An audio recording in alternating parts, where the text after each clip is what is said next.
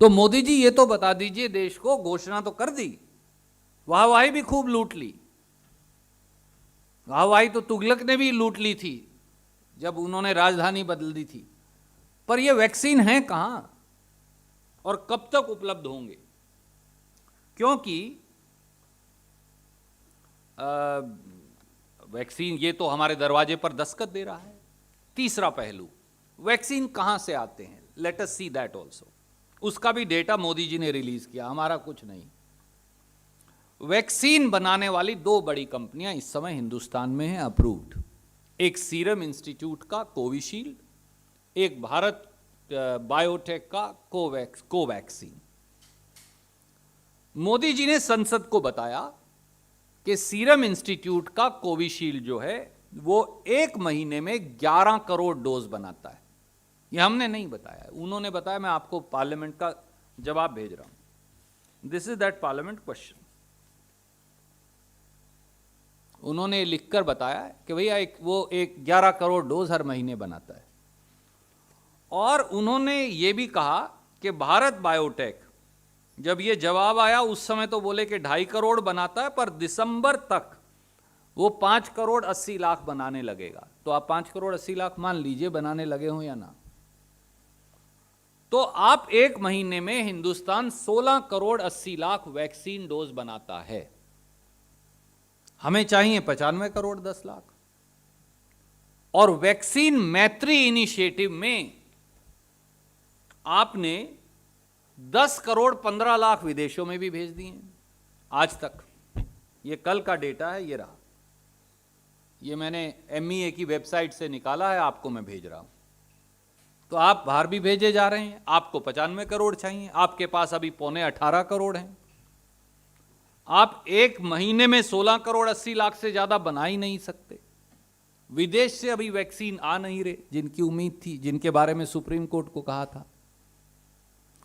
तो हमारे लोगों को, जिनकी बारे में कल रात को आप घोषणा कर चुके हैं, बुजुर्गों को, 60 साल से बड़े लोगों को, कोरोना वॉरियर्स को, 15 साल से 18 साल के युवाओं को, और जो 18 साल से बड़े जिनको अभी वैक्सीन नहीं लगा, उन्हें कब दोगे? 15 साल से कम के आयु के बच्चों और युवाओं को वैक्सीन लगाने बारे मोदी सरकार की कोई नीति क्यों नहीं है? साथियों, भारतीय राष्ट्रीय कांग्रेस के हम सब साथियों ने कुछ एक्सपर्ट्स के साथ पूरी दुनिया की वैक्सीन पॉलिसीज देखी। पूरी दुनिया में 3 साल से 18 साल के बच्चों और युवाओं को वैक्सीन लग रहा है। पहली बात, मिडल ईस्ट कंट्रीज और चाइना में 3 साल ऑनवर्ड्स, 3 साल और 3 साल से बड़े बच्चों और युवाओं को लग रहा है। अमेरिका में 5 साल से 18 साल तक के सब बच्चों युवाओं को लग रहा है। और वहां तो कवरेज भी मुझे बताया कि 30-35% हो गई है। यूरोप में, यहां तक कि अफ्रीका के देशों में, जो हमसे भी कई देश कम डेवलप्ड हैं, वहां भी 12 साल और 12 साल से बड़े सब युवाओं को वैक्सीन लग रहा है। क्या यह सही नहीं कि हमारे देश में स्कूल जाने वाले, नर्सरी पहली कक्षा से लेकर और 8वीं 9वीं कक्षा तक स्कूल जाने वाले करोड़ों करोड़ों बच्चों, युवाओं, उनके माता पिता, उनके दादा दादी, उनके काका ताऊ, जब वो वापस जाएंगे, वो सब अब ओमिक्रॉन वायरस से ग्रस्त होने के पॉसिबल केसेस हैं। How should we send our children to school? How? Modi ji, tell us. Why have you not formed a policy?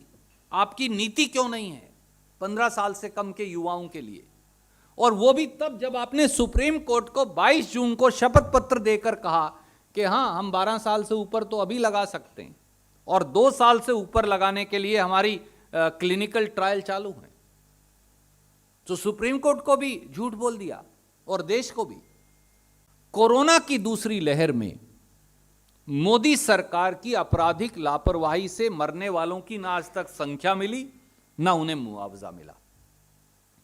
याद करिए, सेंटर फॉर ग्लोबल डेवलपमेंट, जहां पर इस समय हमारे former chief economic advisor Arvind Subramanian और 2 उनके और साथियों ने एक रिपोर्ट पेश की देश को बाकायदा स्टैटिस्टिक्स के आधार पर, जिसमें उन्होंने बताया कि जनवरी 2020 से जून 2021 के बीच 30 लाख से 47 लाख के बीच में भारतीयों की कोरोना की दूसरी लहर में मौत हो गई। गंगा मैया लाशों से अटी पड़ी रही। शमशान घाटों में लाश जलाने की लाइन नहीं टूटी। पार्किंग के अंदर और सड़कों पर लोगों को लाशें जलानी पड़ी। अधिकतर समय परिवारजन अंतिम संस्कार नहीं कर पाए। हिंदू संस्कृति में मोदी जी बार बार कहते हैं सबसे बड़ा अधिकार अंतिम संस्कार का है, वो भी छीन लिया आपने हिंदुस्तानियों से। और फिर डिजास्टर जो मैनेजमेंट एक्ट है उसमें से कहा इसमें इनको मुआवजा दिया ही नहीं जा सकता, संशोधन कर लिया। आखिर में सुप्रीम कोर्ट ने संज्ञान लिया और सुप्रीम कोर्ट ने 4 अक्टूबर 2021 को आइडेंटिफाई करके मुआवजा देने का हुक्म किया। पर कल मोदी जी ने नहीं बताया कि कितने लोगों मरे और कितने लोगों को मुआवजा दिया। क्यों मोदी जी? यह अन्याय और अत्याचार क्यों?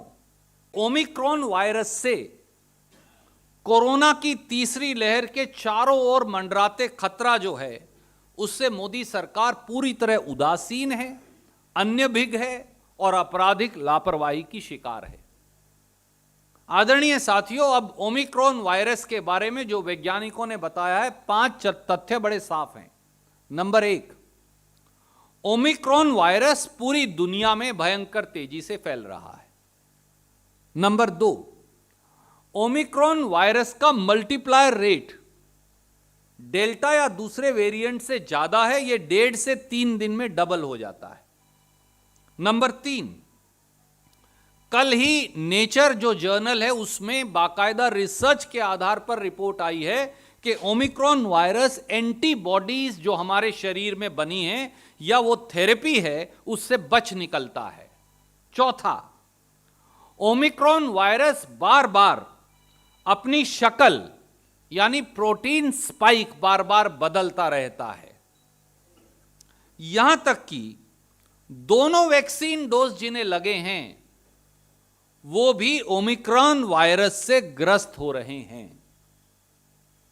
पर मोदी सरकार के पास यह चौंकाने वाली बात है और यह भी उन्होंने लिखकर बताया है कि ना उन्हें ओमिक्रॉन वायरस की कोई जानकारी, ना उनको कोई जीनोम सीक्वेंसिंग का आइडिया, ना उन्हें यह पता कि ओमिक्रॉन वायरस पर वैक्सीन असर भी करता है या नहीं।